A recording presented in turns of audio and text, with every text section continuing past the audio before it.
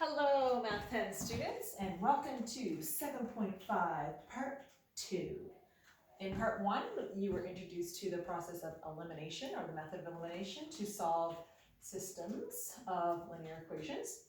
And today we're going to be continuing on with that. We've just thrown in a few little fractions, and we're going to show you how you can use that same strategy using fractions. All right, so this is going to be Check Your Understanding number 2 on page 432. I've already written our two linear equations.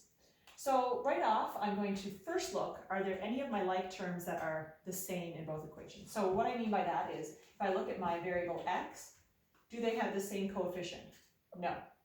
If I look at my y, do they have the same coefficient? No. All right, so that means we're going to have to be doing some multiplying, making some equivalent linear equations. But first off, why don't we eliminate our fractions? You don't have to. You could do this whole thing using fractions. And what I mean by that is you could, for example, multiply this whole first linear equation by a 1 over 4, right? A 1/4. And then you'd be able to solve doing that. You'd be using fractions, which would be totally fine, and you should be able to do that. But I'm going to show you a method where we simplify and get rid of our fractions. So let's do that here. We would see, if we multiply this whole thing by 4, we get rid of the fractions. Here we're looking for our least common multiple, which would be 8. Okay, so let's go ahead and we'll multiply this whole thing by 4. Again, I'm not going to show each little step, so if you're having trouble with that, you can look at the example, or you can ask me for some help on that. But 3/4 times 4 is 3x minus 4y equals 8. Again, I'm multiplying each term, right, by that 8. Okay, here I have x plus 2y equals 60.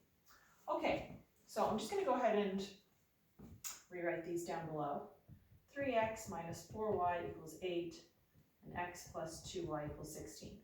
All right, now let's check our like terms again, see if we have anything exciting happening. All right, if I look at my x's, no, different coefficients. If I look at my y's, different coefficients as well. So there's nothing straightforward. So we're going to have to multiply one of these equations at least by something in order to get the same coefficient on the variable.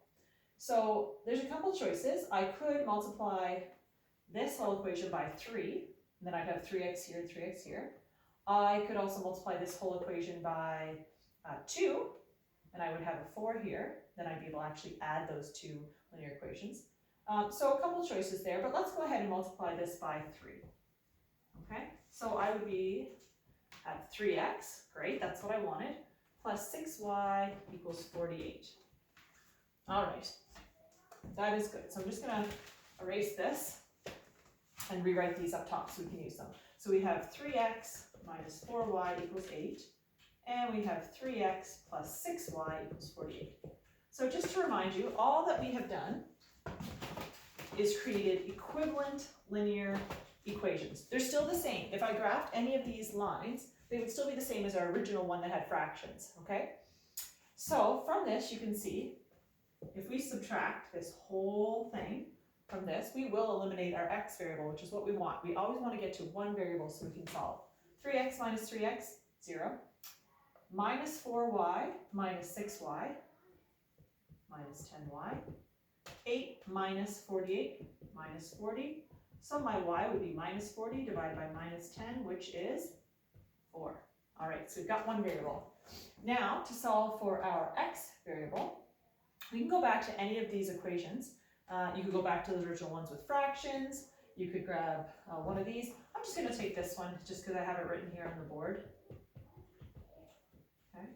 The risk when you take one of your equivalent fractions is what if you made a mistake on that? So ideally, you'd probably go back to your original, but just because I have this written in, I feel fairly confident I'm going to use it. So then for my y, I'm going to put in 4. So 3x minus 16 equals 8. 3x equals 8 plus 16.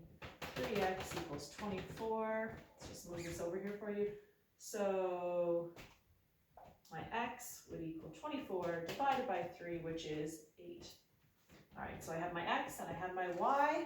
Now, I can see from the book that those are the right answers. If you were doing a test or assignment and you didn't know, you certainly could take your y value and your x value, go back to those original two equations, plug in those values for x and y, and your left side should equal the right side in both equations, okay?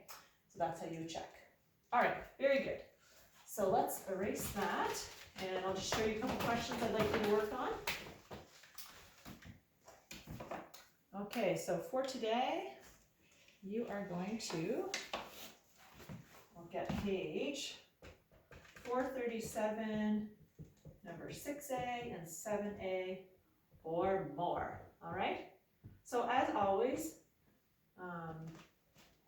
if you do 6A and 7A and you're like, yep, I got this, no problem, great.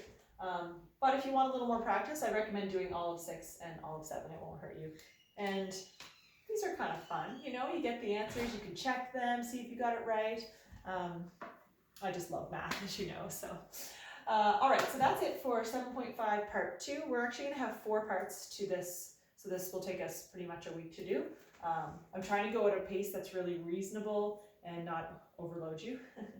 So we're taking our time more than we would if we were in the regular classroom. But all right, so take a look at that.